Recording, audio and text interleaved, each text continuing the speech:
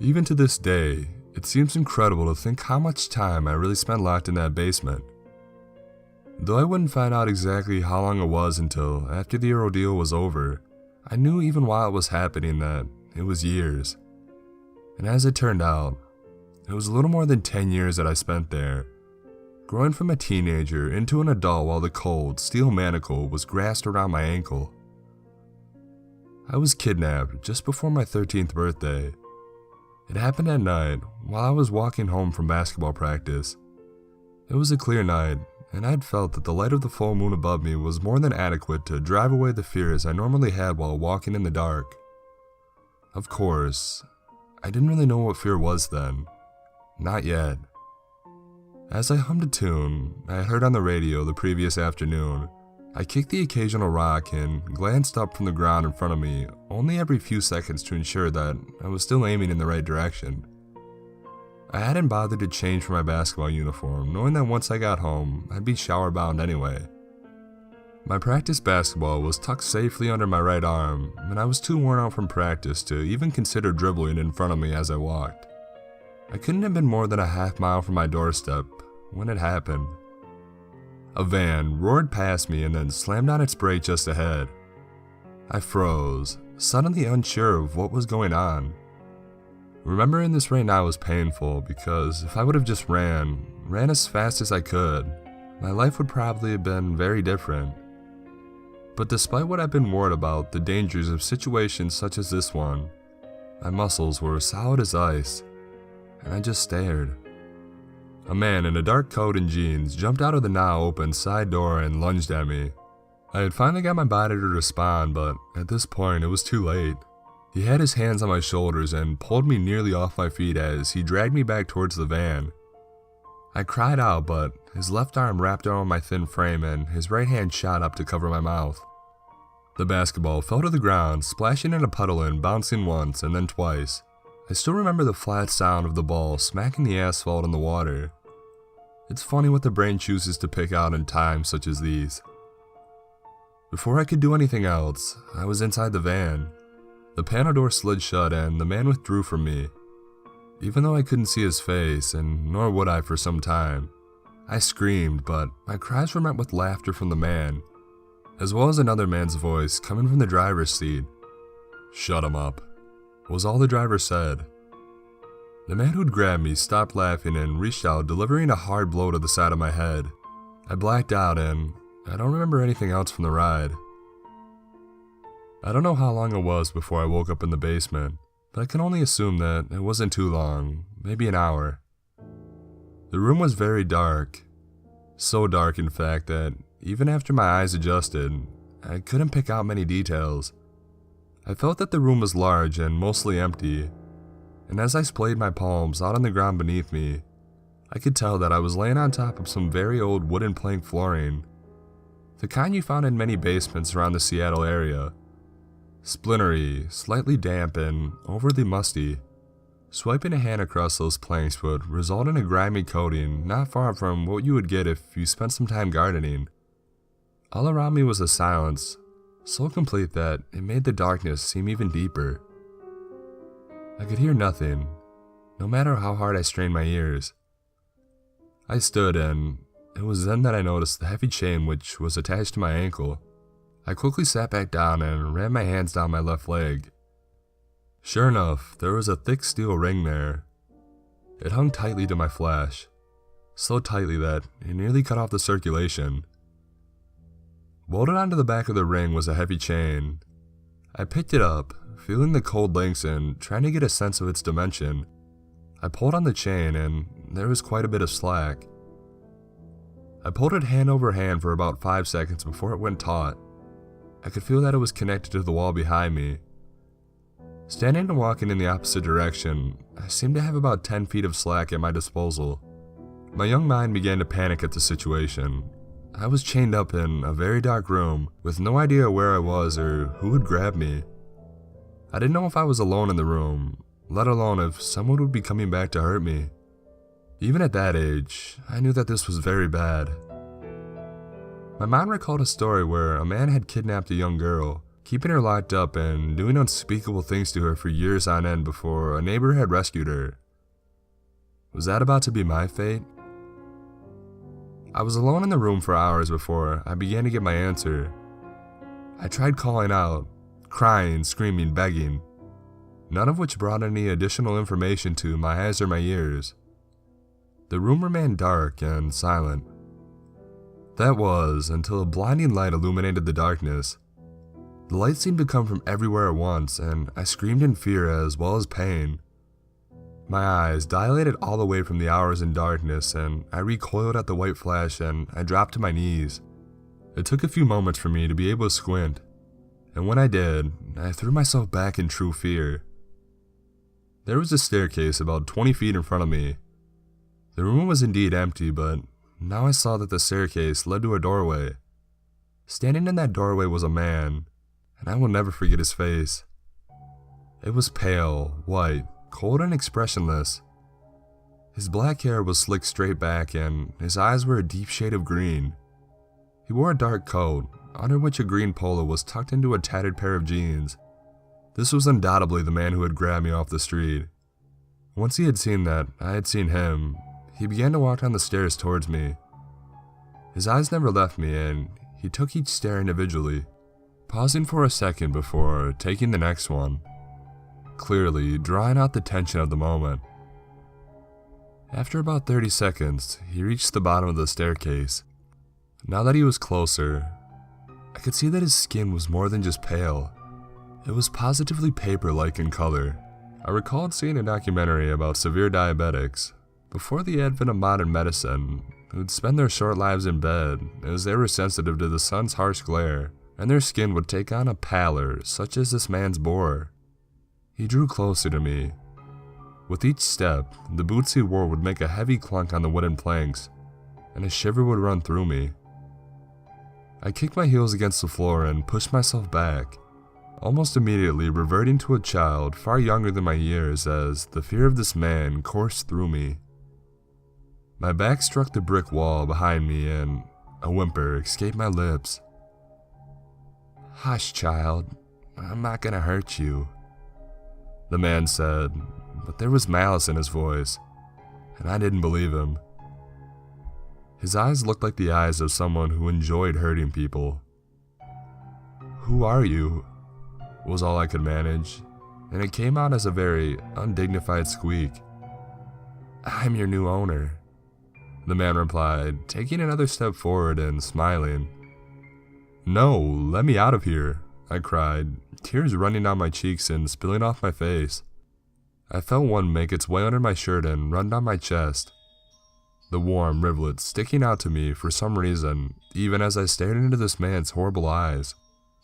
"I'm not gonna do that," the man said, and even before he lunged at me, I knew that he had finished talking. He was on top of me before I knew what was happening, pinning me to the floor easily with his weight. The fear inside me became primal and I tried to kick him, but he parried my blows easily. He put one arm across my chest and used his legs to stop me from kicking any further, and he actually laughed at my struggles. The man raised his other hand to me, and I could see that his pinky fingernail was long and sharp. The man drew the nail across my throat, in just a nick, but I could feel that it was deep. Blood welled out as I screamed. The man lowered his head to my neck and he licked it off of me. While that first night was horrible, it added nothing on what was to come. I would only see the man every couple of days, and only very briefly. When he next came down the stairs, I screamed and pushed myself flat against the wall, anticipating another attack. However, all he did was push a large bowl of what appeared to be oatmeal towards me. When I didn't step forward to take it, he set it on the floor and backed away. Before turning and going up the stairs, he spoke one brief sentence. "Don't eat it all at once. It's all you're going to be getting for a couple days." I didn't touch the oatmeal at all for what must have been the better part of the day. My mind convinced me that it was drugged, and as soon as I ate it, I'd wake up with him on top of me, cutting me and licking up the blood once again. But eventually, my hunger grew too strong and I cautiously ate from the bowl. Though I still think of that gruel mostly as oatmeal, it most likely wasn't. It had the same texture and consistency, but it was somehow even blander than plain oatmeal, and was more runny than oatmeal was supposed to be. I had a few handfuls before pushing the bowl away in disgust. It wasn't long, however, before I returned to the bowl. Over the course of a few hours, I had licked it clean. True to his word, the man didn't return for another day. By then I was starving again, and since the room was barren, I had soiled an area of the floor off to the left of my chain's place on the rear wall, as far away as I could get it. I then withdrew to the opposite limit of my chain in disgust and embarrassment. The man returned an indistinguishable amount of time later, and replaced the bowl I'd basically polished clean with another full one. He glanced at the mess I'd made and tittered in astonishment. "Well, I guess I'll have to get you a bucket for that, won't we?" he said and left. Again, true to his word, the man brought a large bucket into the basement a couple hours later, instructing me to use it for waste. Afraid of what he'd do if I didn't abide, I used the bucket. It was somewhere around 2 weeks before he attacked me again. The second attack came while I was sleeping, belly full of oatmeal and face soaking wet from tears. I still hadn't stopped crying, and I cried so much in those first days. I cried for myself, as well as for my family, who likely was searching for me. I cried for my friends as well as for my future, having already decided that the man intended to keep me here for as long as he could. But I also cried from fear. Fear of that first night, when the man had straddled me and cut me, and when I could cry no more, I slept. I awoke to the sound of the door at the top of the stairs opening. I jumped to my feet when I saw that the man was already halfway down the stairs. He didn't have a bowl in his hands, and it wasn't my normal feeding time anyway. I knew then. I knew what was going to happen, and I screamed. He didn't smile or laugh at me. He just lunged at me. And it was just as before. This became my life. The man would feed me a heaping bowl of oatmeal, gruel, every 2 days. And then every 2 weeks, he would attack me, cutting me open and licking of the blood which flowed from my wound. The fear within me would well up as I knew the time was approaching, and after it all happened, I felt a sense of relief, knowing that he would not do it again for another 2 weeks.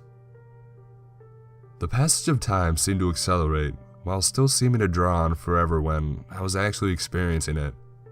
I took to sleeping as much as I could, since my waking hours were consumed either with eating, using my bucket, or waiting for the man to begin his next assault on my body. I knew in my head that he was sick. He had to be sick. A twisted man to chain up a young boy in his basement. But the lack of sexual perversion somehow scared me even more. Rather than the type of kidnapper we had been warned about in schools, this man seemed to think he was a vampire or something. He wasn't interested in me in any other way than keeping me alive until he would next consume my blood. I knew that, and it only made the experience worse, so I slept as much as I could. Eventually, even the attack stopped registering to me. I spent months at a time in a near catatonic state, realizing that it was easier simply to lie there and let it happen than to fight him. He seemed to realize that I had come to this conclusion, and after a while, he wouldn't lunge at me in the same way. Instead, he would merely approach me, take what he needed, and then he would leave. I never heard any sounds coming from the house above me, and that always struck me as odd. Adults were always having people over and doing things in their houses, but I didn't even hear the sound of a television. The lights were kept on at all times. They were blindingly white fluorescent bulbs mounted high up in the basement ceiling, and they bathed my little world in a constant glow. Because of this eternal light and silence, other than the sounds of my chain clinking and dragging on the floor as I shuffled from one side of my domain to the other, I began to lose the line between my waking and sleeping hours. Dreams seemed to be real, and reality seemed to be a dream. I still don't know how many of the conversations I eventually came to have with the man were real, but after what had to be years in the basement, he finally began to respond when I would hurl questions at him. These questions came mostly from my delirium, vomited out subconsciously as he stood before me. One exchange in particular stands out in my mind. He had just finished taking my blood from my throat, and before he left, I spoke. When he heard my question, he stopped at the base of the stairs and turned around before answering me. "Why don't you just use a needle and take a bunch out at once, and then you can just leave me alone?" I said, halfway mumbling. "Because then it wouldn't be fresh, and fresh is how I like it," the man said. I remember him tilting his head slightly, almost confused as why he bothered answering. "You're not a vampire, you know that, right?" I said, a chuckle in my voice. Just before this incident, I had had a vivid dream about him cutting me just a little too deeply, causing me to bleed out on the floor. The thought hadn't been completely terrible. "You're right, of course. We're not vampires. We're far better than that," the man said, no humor in his voice whatsoever. He turned and walked back up the stairs. My escape was not something I planned much in advance. It happened quickly, almost before I even knew what I was doing, and was not the carefully orchestrated master plan that you were probably hoping for. Years had passed since that first night, and I had grown significantly. The manacle around my ankle, which had been pretty tight before, had now become so tight that my foot was beginning to turn purple. The man saw it as he brought me my meal, and commented that he needed to adjust it. After he left, the full impact of what he'd said registered to my only half-awake mind. I suddenly came alive, really alive, and was more tentative than I had been in a long time. He was going to take it off of me. He had left to get what he needed to adjust the manacle on my foot, meaning that he was going to take it right off of me. I'd have a single chance, right then. I ate my oatmeal quickly, wanting to build as much strength as I could muster. The man returned a couple of hours later, and I had already laid down on the ground. I acted as if I was in my normal state, somewhere between reality and the dream world, letting him do whatever he wanted to do. I kept my eyes closed as I heard his boots plod down the stairs and then across the wooden planks. "Stay just like that. I'm going to fix your shackle and then I'll take some blood." His voice was very near. I could tell that he was standing above me. Without another word, he crouched and I felt his hands on my foot. It tingled, having gone somewhat numb due to the lack of circulation. I heard keys being rustled, and then I felt the manacle click open. I almost shuddered in disbelief. That metal ring had been on my ankle for years. That fright came over me again then, knowing that I had mere moments to act. I almost froze, as I had had that night so long ago. I almost couldn't do it. But then I remembered where I was, what I'd become, and how many times I wish he would have just killed me. I knew that it was far more likely he'd easily overpower me, but I had to take this chance. I snapped my eyes open and kicked as hard as I could with my other foot. The blow connected with the side of his head and he reeled back as a cry escaped his lips. I jumped up and nearly fell down again, my foot becoming hypersensitive as the blood rushed back into it. But I saw that he had set the new manacle down on the ground next to where I had been laying. I stooped and grabbed it up, jumping on the man before he could regain his senses. I held the ring in my hand tightly and brought it down on his forehead with all my might. The skin split and blood poured down across his face. He cried out, but I brought it down again and again. I beat the ring into the man's skull as hard as I could, pulping his face into a mess of ragged flesh and exposed bone. He shuddered and went still. Tears streamed down my face and I threw the ring down. I sat on the man's chest, my own heaving as I tried to catch my breath. Finally I stood, looking down at the man's body. He was unrecognizable. I screamed at his body, rage still flowing through me. After some time, I realized that I had to go. I had to get out of that basement. I moved away from the man's limp form and began to walk towards the stairs. Just as I mounted the first step, I heard a sudden movement from behind me. Whirling, I turned to see that the man was not dead. He had turned over and was dragging his body across the floor towards me. His face was still a mess of gore, and he turned up towards me. He bellowed, blood flecking out of his lips. I stared in horror as he used his arms to pull himself across the wooden planks, leaving a trail of red ooze in his wake. I stumbled backwards, falling on the stairs and pushing myself up. The man pushed himself up, and to my true terror, I could see that as the blood streamed down from his face, his wounds were beginning to heal. The gashes that I had made on his forehead, cheeks, jaw, and skull were slowly stitching themselves together, closing and sealing themselves. Already those piercing, deep green eyes were clear again, and he stared at me. The man tried to regain his feet, but stumbled and fell again. I managed to get myself up several more steps, scooting up on my butt as I tried to get away while simultaneously shocked into disbelief as what I saw before me. Agonizingly slow, the man did manage to get to his feet. He looked at me, and while his face was still torn and bloody, it was nowhere near as bad as it had been when I had finished with him. It was the first step he took towards me which finally got me to my senses. I screamed, got to my feet and ran up the stairs as fast as I could. He threw himself after me, falling against the stairs and pulling himself upwards. Horrible growls and screams came from him, getting clearer and more human sounding with each breath. Finally, I reached the top of the staircase and hurled myself towards the door. I slammed it shut, and when I saw that there were 2 deadbolts, I ran both into the locked position. I stood there for a moment, staring at the other side of the door.